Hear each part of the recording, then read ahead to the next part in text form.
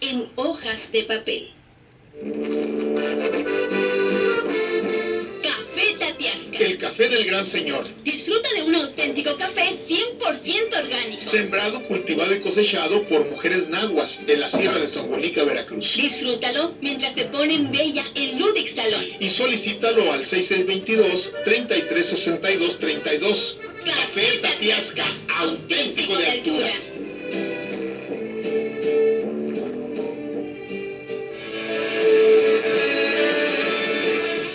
Protagonista de tu vida y brillar a cada momento, Ludic Parlor Salón es la solución. Contamos con servicios de manicure, pedicure, mini spa, mani y gel color, pedi spa, cortes, tintes, spa para cabello y mucho más. Visítanos, Boulevard Morelos, número 717, local 4, en Plaza Terza. Haz tu cita al 688-1286. Aprovecha las promociones por aniversario. Ludic Parlor Salón, siempre a ti.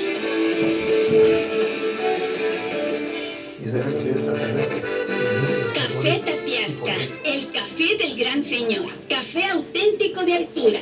Presenta.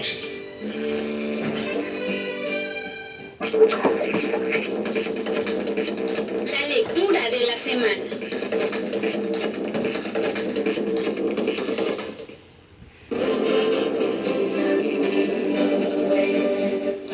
Pues la lectura de la semana está conformada pues, por un conjunto de libros al que le invitamos a leer. Forma parte de esto un poco que les decía acerca de qué tan cercana está a nosotros la revolución. Y bueno, en los libros está muy cercana, ¿sí? La Revolución Mexicana inspiró a algunos autores, ¿sí?, a analizar este movimiento desde un lado humano. E incluso, fíjense, antes de la propia revolución, a finales del siglo XIX, hay algunos escritos del propio Mariano Azuela y de otros autores que tienen que ver con esta temática, obviamente como previa, precursora a lo que fue propiamente la Revolución Mexicana, ¿sí? La Revolución Mexicana, como un gran acontecimiento, inspiró tanto a muralistas, a músicos, a cineastas, ¿sí? Inspiró a Diego Rivera, inspiró a Alfaro Siqueiros, a Orozco y a muchos otros, ¿sí? Los inspiró a músicos sin duda. Pues aquí estamos escuchando algunos corridos, pero igual hay partituras, hay valses, hay una serie de creaciones musicales, y cineastas pues sin duda alguna, ¿sí? Ya desde las primeras películas mudas y sonoras en nuestro país, pues algunas de ellas fueron inspiradas, algunas de manera cómica, otras de manera seria, en la Revolución Mexicana, ¿sí? La imagen de las soldaderas de largos rebozos a bordo de trenes, ¿sí?, o de campesinos de heroico porte y con sombreros de ala ancha que ante el olvido buscaban igualmente justicia e igualdad de oportunidades. Los escritores y periodistas no se quedaron atrás. La influencia de este movimiento político fue humanizado y dimensionado por quienes fundaron un movimiento que los críticos llamaron novela de la revolución. Nos estamos basando algunos comentarios de esto que le estoy diciendo en Carlos Reina.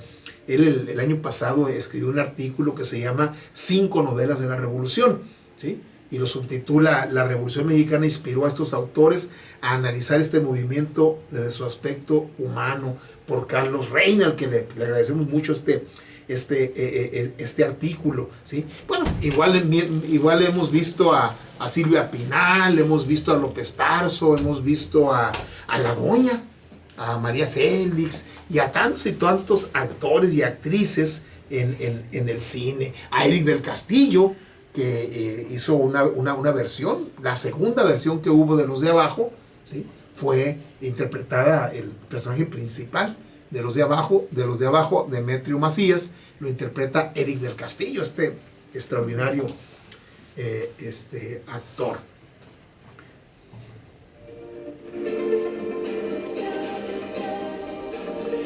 Algunos de estos escritores expresaron su desacuerdo con el caudillismo y sus consecuencias. Bueno, sin duda, La sombra del caudillo, ¿no?, que es otra de las grandes novelas revolucionarias o de la revolución, como prefiera usted llamarlo, ¿sí? Otros vieron en el discurso de la revolución, convertida en una institución, una forma de perpetuar la injusticia. ¿Sí? El propio los de abajo, los de abajo es una crítica demoledora a los actores revolucionarios, a la situación de una revolución que, miren, pues de unos años para acá o de algunas décadas para acá se conmemora la revolución con desfiles deportivos y cosas por el estilo, pero una revolución, hay que decirlo, una revolución es algo terrible, es algo sangriento, es algo cruento. A veces las sociedades pues, no tienen otro remedio, ¿sí? Yo creo que ninguna sociedad se va a la revolución por deporte, ¿sí? Ninguna, ¿sí? Es algo cruento y a veces necesario para que las cosas avancen, para que las cosas caminen. Pero, como decía un autor por ahí, las revoluciones terminan por devorar a los propios revolucionarios. Y para ello, pues está como ejemplo la Revolución Francesa, ¿sí? Robespierre, Diderot, Danton, ¿sí? Particularmente Danton y Robespierre, pues terminan de la guillotina. Una guillotina que ellos habían utilizado mucho en contra de los enemigos de la Revolución Francesa a finales del siglo XVIII. Hay una película polaco-francesa muy interesante, por allá de principios de los 80, que se llama Danton, precisamente. Danton, uno de los personajes emblemáticos, más novelados y novelizantes, y vale la expresión, carismáticos, ¿sí? Tremendo. Y hay una escena, porque bueno, Danton junto con Robespierre, pues echaron a funcionar la guillotina contra los enemigos de la revolución, ¿sí? Terminan guillotinados ambos. Y cuando va Danton en la película, Danton, si mal no me equivoco, si mal no recuerdo, fue protagonizado por un actor francés, Gerard Depardieu, ¿sí? Él es el que interpreta. Va caminando rumbo al cadalso y un Saint-Gilot, que eran los desarrapados franceses, dice, vive Dios, los verdugos también van al cadalso.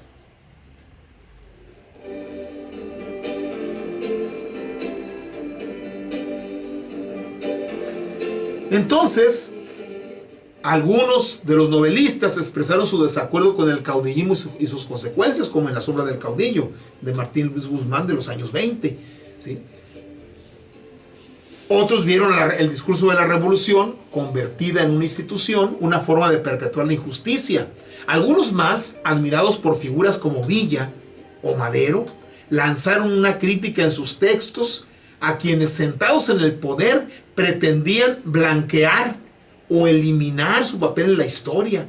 Hubo también quien se dedicó a documentar las muchas vidas que padecieron la guerra, pero fueron en su mayoría olvidadas durante la revolución. ¿Quiénes fueron estas víctimas anónimas de la revolución? Los niños, las mujeres o los jóvenes que se habían levantado y que se habían ido a la bola.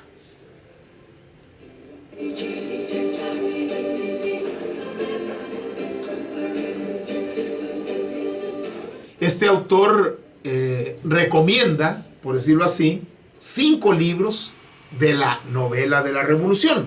Así le llama él, dice, y lo recomendamos, dice, para conmemorar y enriquecer el contexto de este movimiento que comenzó un día como hoy, 20 de noviembre de 1910. En primer lugar está Los de Abajo, por supuesto, de Mariano Azuela. No vamos a entrar al detalle, vamos a comentarlo más adelante, ¿sí? Con detenimiento, ¿sí? Solamente diremos que desde que se publicó Los de Abajo, de Mariano Azuela, fue considerado el fundador de este movimiento conocido como novela de la Revolución Mexicana. Y fíjense, Mariano Azuela, ¿sí?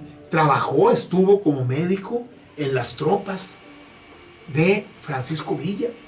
Ahí estuvo Mariano Azuela. Así es que imagínense ustedes la cantidad de anécdotas, la cantidad de vivencias, ¿sí?, que nutrieron a esta historia que se publicó por primera vez. Fíjense, se publicó porque estaba exiliado por allá Mariano Azuela, ya cuando Villa cae en desgracia, ¿sí? Estaba exiliado en Estados Unidos y la publicó en un periódico que se llamaba El Paso del Norte, en 1915, donde, pues, obviamente, pues, dada la situación de aquellos años, prácticamente esta novela pasó desapercibida, ¿sí? Decepcionado de la insurrección que derrocó al gobierno de Porfirio Díaz, ¿sí? Y como pensaba así Mariano Azuela, él estaba, digamos, decepcionado de eso, fue considerado antirrevolucionario, ¿sí? También había sus dogmáticos y dogmatismos en aquella época, ¿sí? Azuela hizo en esta novela una denuncia social profunda de los políticos y de los militares que se beneficiaron con el caos en medio de la población mayormente campesina que realmente luchaba por justicia y libertad, pero que finalmente se fueron desvaneciendo en el avance del movimiento por culpa, pues, fundamentalmente de la ambición de sus líderes y dirigentes.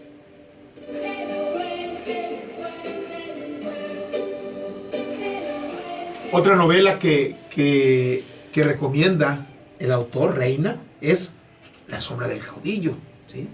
La sombra del caudillo es una fuerte crítica al caudillismo y a la institucionalización de la revolución, que es lo que se da en los años 20 y que prácticamente sobrevive hasta nuestros días, esa institucionalización de la revolución. Está inspirada en el momento histórico donde Álvaro Obregón impuso a Plutarco Elías Calles como su sucesor y analiza las turbiedades que enmarcaron esa sucesión. Es La sombra del caudillo. Vamos a entresacar algunas cosas entre mañana y pasado de La sombra del caudillo.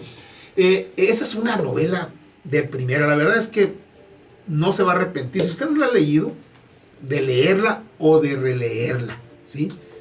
Y se dan ahí los entretelones entre dos personajes. Jiménez y Aguirre son los personajes centrales. Jiménez es el secretario de gobernación del caudillo, ¿sí?, que no es otro que Plutarco Elías Calles, ¿sí? Y Aguirre, Ignacio Aguirre, es otro de es ministro de defensa en ese mismo gobierno, y bueno, son los dos que van a entronizarse pues encarnizadamente, supuestamente por la presidencia, aunque Aguirre le dice a Jiménez que él no pretende. Hay una escena, así la comentamos ampliamente mañana, pero hay una escena donde Aguirre, ¿sí?, va y platica con Jiménez, que es el secretario de Gobernación, porque se está dando cuenta que empiezan a perseguir a sus seguidores, a los seguidores de Aguirre, porque supuestamente Aguirre quiere ser presidente, ¿sí? Y los seguidores de Jiménez, que es Plutarco Elías Calles, ¿sí?, están contra ellos, ¿sí? Entonces va Aguirre a la oficina del secretario de Gobernación. Aguirre era el secretario de Defensa, ¿sí?, a aclarar paradas con Jiménez y a decirle, y prácticamente jurarle y perjurarle, que él no quiere ser presidente de la República, no quiere ser candidato, que por favor lo dejen en paz, ¿sí? Entonces llega Aguirre, empiezan a platicar como grandes amigos que son, ¿sí?, que forman parte del mismo gabinete, y le dice: vengo a decirte, compadre, ¿sí?, que yo no quiero ser candidato a la presidencia y no quiero ser presidente de la República, a pesar de que mucha gente me lo ha estado pidiendo, ¿sí? ¿Sí? Y no quiero serlo, ¿sí? Y le dice Jiménez: a ver, compadre, como que ¿por qué? Si tanta gente quiere que usted sea presidente de la República y usted dice que no quiere. Si como bien viene y dice, tanta gente quiere que usted sea, ¿sí? No le creo. No se lo dice con las palabras, pero prácticamente no le cree. Y le dice una frase ahí contundente, Aguirre, contundente, y que va dando cuenta, va dando cuenta de lo que era la sucesión del poder en los años 20, de la que fue en los años 30, de la que fue en los 40, en los 50, en los 60, en los 70, ¿sí? Y que sin duda va a pretender ser en el 24, si no, acuérdense de mí, aquí estaremos platicando en el tomo. ¿Qué irá a ser por allá, Lupita? Como el 600. Yo creo. Esperemos que sea como el no sé qué tanto, ¿no? O el 1000, ¿no? Ya vamos a completar el 100. Bueno, acuérdense de mí, va a ser lo mismo. Va a ser lo mismo. Esta frase de los años 20 que le dice Aguirre a Jiménez en La sombra del caudillo es tan actual como usted y como yo y como este programa, ¿sí? Le dice: compadre, no quiero ser candidato por una simple razón, porque el caudillo quiere que usted sea. El caudillo no quiere que sea yo. Y yo, y créamelo, compadre, yo no voy a hacer nada en contra del caudillo. Yo no voy a retar la autoridad del caudillo. Y si el caudillo no quiere que sea yo, pues yo no quiero.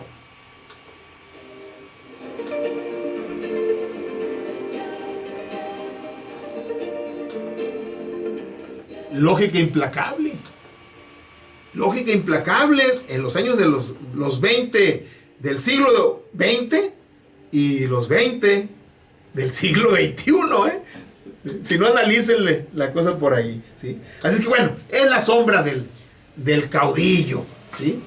Fue escrita por Guzmán, ¿sí? Por Martín Guzmán, Martín Luis Guzmán, ¿sí? Fue escrita y también siguió de cerca, muy de cerca, las tropas de Francisco Villa, ¿sí? Y además él escribió otra novela también. Un tiempo de su vida lo plasmó en una novela que se llama El águila y la serpiente.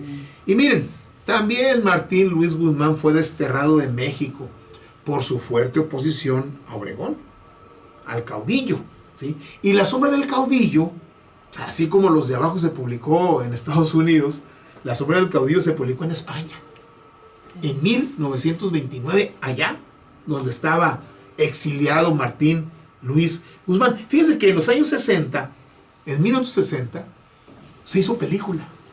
Julio Bracho, un extraordinario director, hizo la película, y si mal no me acuerdo, ¿sí? El personaje de Jiménez lo hizo nuestro admirado Ignacio López Tarso. También, el Macario de los 50. Otro. Y la verdad lo hace muy bien. Muy bien. Aguirre creo que lo hace. Ahorita me voy a acordar del nombre del actor. Eran dos hermanos actores y uno de ellos. Ahorita me voy a acordar. No tenía preparado para comentarles de la película. Lo hace. Bueno, pues la película, filmada en el 60, no se proyectó en los cines, ¿sí? Porque el ejército se opuso, ¿sí? Se opuso y no. Cuando yo trabajaba en la Frevo, ahí estaba el profesor de teatro, profesor Merino, Arturo Merino, que trabajaba en Radio Universidad y en la televisión universitaria, ¿sí? Junco, Víctor Junco. Tito Junco. Tito. Eran dos hermanos, Víctor Junco y Tito Junco. Y el que hizo Aguirre fue Tito Junco. Ya me acordé. Y ya casi... Ya te dijo. No, antes de que me dijera. ¿Sí o no? Te gané por un segundo. Sí, Tito Junco. Bien, entonces el profesor Merino nos dijo a los profesores que trabajamos ahí en la Prevo. Yo ya había conocido como alumno al profesor Merino en teatro en los años 60, a finales de los 60, y fue mi maestro de teatro en la secundaria en los años 60 y en la Academia de Arte Dramático de la Universidad de Sonora en los años 60, pero en los 80 yo era profesor de historia y el profesor Merino era profesor de teatro. Ahí nos encontramos. Bueno, y en una ocasión nos dijo en la sala de maestros: profesores, tengo yo la película La sombra del caudillo. Andele. Estoy hablando del año 85 y todavía no se exhibía. No se exhibía todavía. Si la quieren ver, conmigo. Y fuimos Y algunos la vimos. Yo la vi clandestinamente. Y excelente película. Excelente película. Julio Bracho era un extraordinario director, y los actores pues ni se diga. La película fue censurada durante 30 años. ¿Sí? Pero dice, varias copias circularon de manera clandestina, entre otras la que tenía el profesor Merino en la televisión universitaria, ¿sí? Y que por ahí y algunos dicen, lograron verla, entre otros yo, ¿sí? Hasta que bueno, ese periodo terminó, se estrenó comercialmente en octubre de 1990, 30 años después, ¿sí? Bueno, son dos de los, hay otros, la novela Cartucho de Nelly Campobello, de otra tesitura, vamos a comentar mañana, ¿sí? Es la tercera. Las memorias de campaña de Francisco Luis Urquizo, ¿sí? Que lo consideran como el novelista del soldado, porque él se va al de a pie, no al caudillo, no al dirigente, no al revolucionario jefe, sino a los que están abajo, ¿sí? Casi como Azuela, ¿eh? Memorias de campaña, es prácticamente una autobiografía de este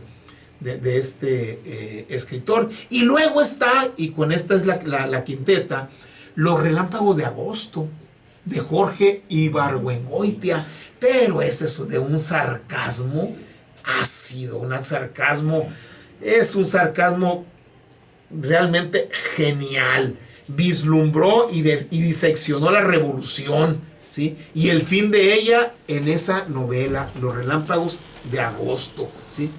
Anterior a esta novela publicó una obra de teatro ubicada en el mismo espacio temporal, que es el 28, o sea, cuando asesinan al caudillo, asesinan a Obregón, ¿sí? Porque se religió, ¿sí? Aunque no tomó posición, pero se religió, que se llama El Atentado, se llama, y que ganó un premio en Cuba, Casa de las Américas. Los Relámpagos de Agosto es la primera novela de Jorge Ibargüengoitia, la publicó en 64, ¿sí?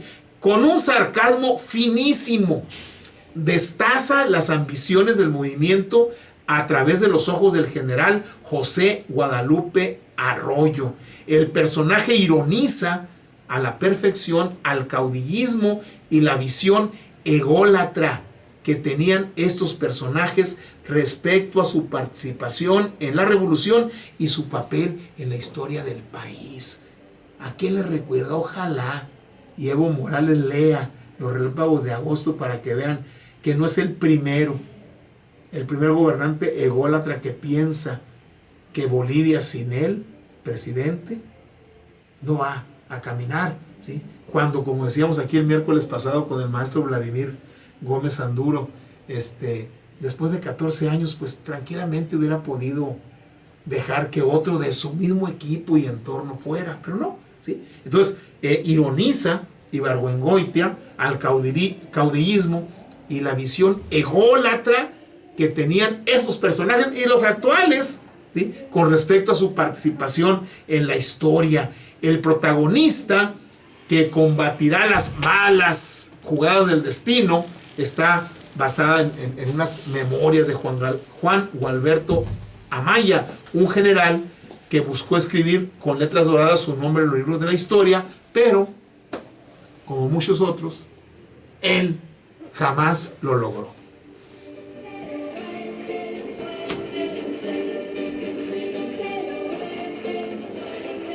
Pues tomamos nuestro separador, lo colocamos, ¿sí?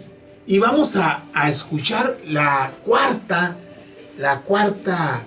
pues, canción pues, dedicada también a la revolución. Creo que son Los Alegres de Terán. Es la Rielera. Los Alegres de Terán es al final. Es la última de hoy, ¿sí? Es la Rielera con Aida Cuevas. Miren, la Rielera, bueno, tiene visos de cuestión de locomotora y el riel, ¿sí? Fíjense, una de las innovaciones de la táctica y la estrategia de guerra del mundo se dio aquí en México, ¿sí? Antes de la Revolución Mexicana, la figura central de la estrategia militar era el caballo. El caballo. ¿Sí? En la revolución empieza a usarse la locomotora, el ferrocarril. Entonces, quien controlaba las vías de ferrocarril, quien controlaba los trenes, tenía la posibilidad de ganar. Y fíjense qué curioso. Quien más kilómetros de vías férreas tendió en este país fue Porfirio Díaz. Cuando Porfirio Díaz llega, a finales del siglo XIX, había alrededor de 400, 500 kilómetros de vías férreas. Cuando él lo sacan del gobierno, había más de 20,000. Que son prácticamente las que hay actualmente. Pues bien, esas vías de ferrocarril sirvieron a los revolucionarios, ¿sí? Entonces la rielera tiene esa... Yo soy rielera y tengo mi Juan. Y se oye, sí, y entonces, y lo mismo La Soldadera, esta película que hizo Silvia Pinal. ¿Se acuerdan de un cartel donde se ve Silvia Pinal con rostro espantado en una locomotora? ¿Sí? Esa es Silvia Pinal, ¿sí? Pues es la figura, ¿sí? La figura de la locomotora, del tren, que tuvo un papel central en la revolución, y que Francisco Villa lo utilizó a placer, y ellos llegaban y tomaban las estaciones y tomaban las vías, y con eso controlaban, ¿no? Hay por ahí una anécdota, ya está la ida lista, hay por ahí una anécdota en donde pues muchos pues no querían ir a pelear, ¿no? Entonces dice Villa, órale, muchachitos, súbanse a la locomotora, vámonos a la toma de Torreón, vámonos y súbanse, ¿no? Y entonces pues ahí empiezan a subirse algunos, y otros como la mitad. ¿Qué pasó? No, pues es que ya no cabemos. ¿Cómo ya no caben? No, pues ya no cabemos, mi general. Híjole, no, pues si no caben, pues no se pueden subir, ¿verdad? No, pues no, mi general, muy bien. Fusílenlos a todos y vámonos. No, cupieron hasta espacio. Sobró. Si no, pregúntenle a la rielera.